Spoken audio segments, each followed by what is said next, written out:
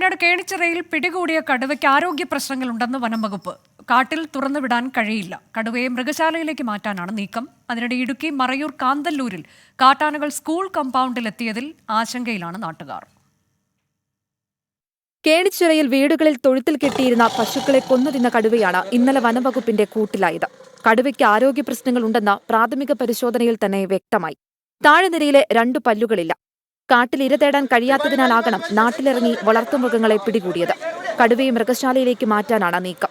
മറ്റു ജില്ലകളിലും വന്യമൃഗശല്യം രൂക്ഷമായി തുടരുകയാണ്. മറയൂർ കാന്തല്ലൂരിൽ ഭീതി പരത്തി കാട്ടാനകൾ സ്കൂൾ കോമ്പൗണ്ടിലെത്തി.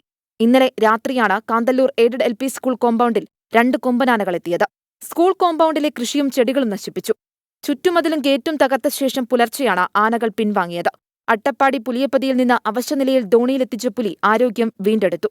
തനിയെ ആഹാരം കഴിച്ചു തുടങ്ങി. ആളിപ്പോൾ തന്നെ നമ്മളുമായിട്ട് വളരെ, ഇപ്പോൾ നിങ്ങൾ ചെന്നപ്പോഴും ആൾക്ക് വലിയ പ്രശ്നമൊന്നുമില്ല. നമ്മളിപ്പോൾ മനുഷ്യന്മാരെ കണ്ടാൽ ആൾ വളരെ സ്നേഹത്തിൽ തന്നെയാണ് പെരുമാറുന്നത്. ഒരു പഴയ വരുമ്പോൾ ഉണ്ടായിരുന്ന ഒരു വളരെ ഹാർഷായിട്ടുള്ളൊരു റിയാക്ഷൻ ഉണ്ടായിരുന്നു. ഇപ്പോൾ അതൊന്നുമില്ല.